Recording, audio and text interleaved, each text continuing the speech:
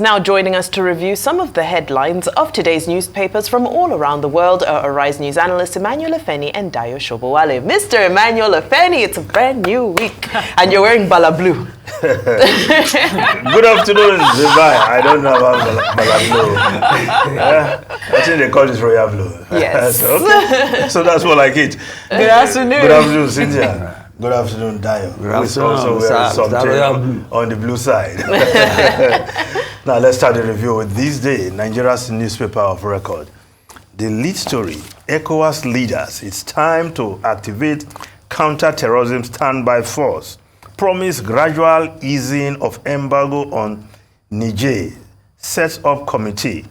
Tinubu stresses need to re-engage nations under military rule. Says move to fast-tracking return to civil rule. Hails where for conceding defeat in Liberia poll.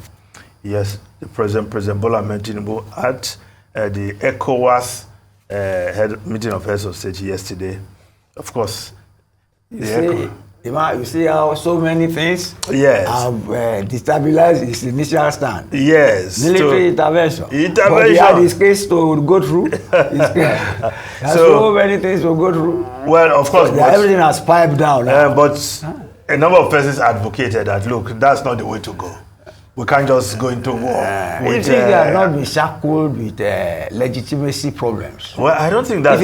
If it has happened now. No, I don't think. No, it was not the one who suggested it. Yes. It was Ouattara, all these people who have seen action before. No, I don't think that it was because of any shackle that. No, I'm telling you, it's because of shackle. It did not. You don't see it. I'm seeing it. No, but no. Also, don't forget that also a groundswell of opposition to that position by the President North. No, the North. Because all the borders of Niger. That's the chapel. But not legal entanglement of election. That's what I'm saying.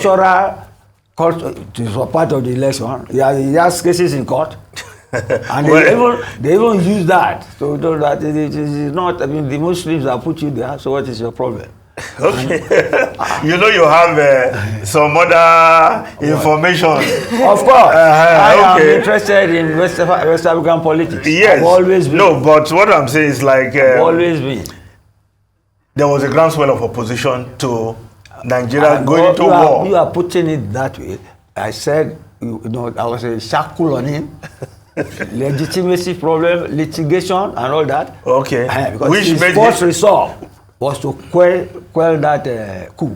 Well, but then it didn't work out. Well, it was a good thing. Everything has been watered down. Anyway, it was a good thing Nigeria did not lead other West African countries to war. Because when it happens, Nigeria bears the brunt. What happened in ECOWAS?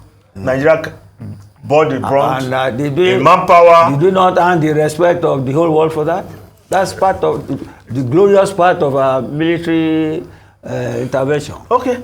We saved West Africa from chaos. Okay. Now, with this military leader, they are forming their own gang.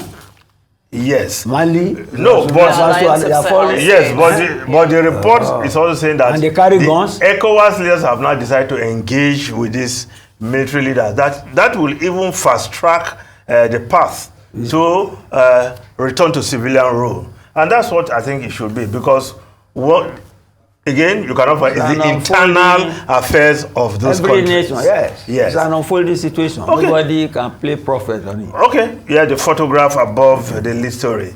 Of course, Larry Do, Emeka Elwemizeze, Prince Nduka Obagwena, and Mike Awoyinfa. Right. Of course, yesterday, Prince Nduka Obagwena was given the Dame Award. Yes, he was adorned with the Dame Award for lifetime achievement. And of course, Emeka Izeze, former managing director of the Guardian newspaper, was also my boss at a point. And of course, he's still my Oga, as he called him that. Yes, and of course, Mike Awoyinfa, who has also done a lot in the journalism space, But Larry, yes. You didn't meet Larry at Guardian? No, I didn't Larry meet him there. A young man. Now, you have to emphasize that.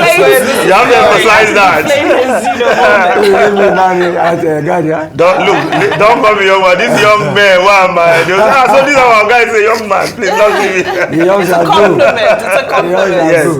Okay, so, but of course, Emeka Ezeze and Mike Awoyinfa giving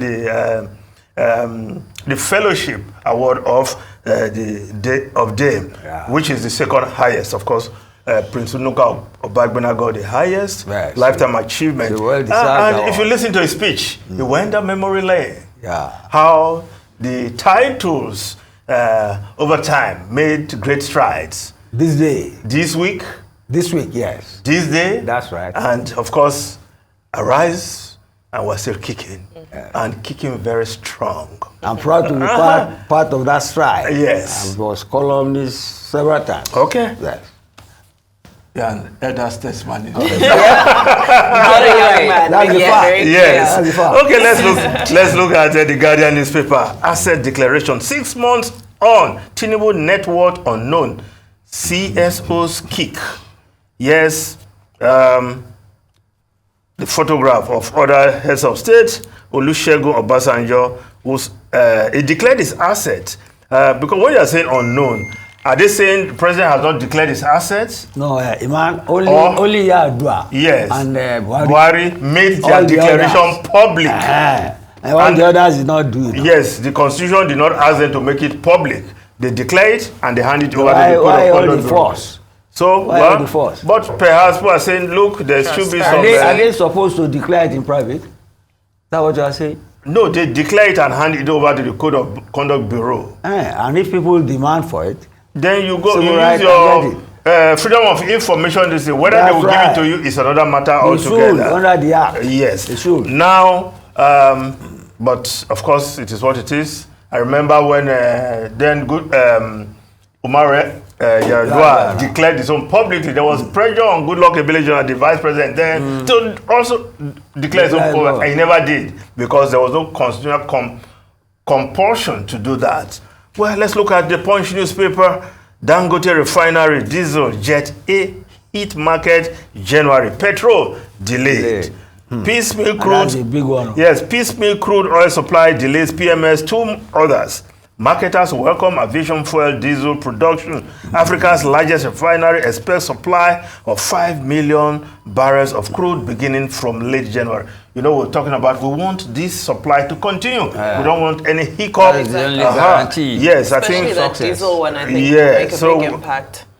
That's the only guarantee. Yes, now the Vanguard newspaper, manufacturing sector bleeds as forex losses rise 400% to 466 billion naira, squeezes profit by 24.6%, leads to layoff of workers, multinationals exiting, threat to economy. Analysts, of course, these are well-known stories.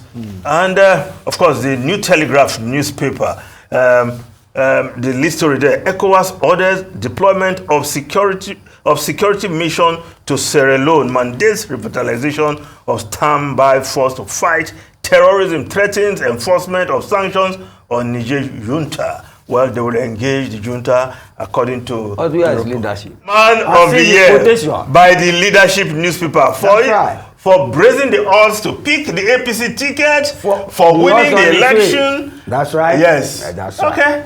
The obstacles on his path. Yes. To get to He used the obstacles as a stepping stone too. It's a well-deserved honor. Yes. Now look at the Abuja Inquirer. Unpaid bills threaten to waste management in Abuja. Alleges millions being owed, vows to seal up premises of debtors.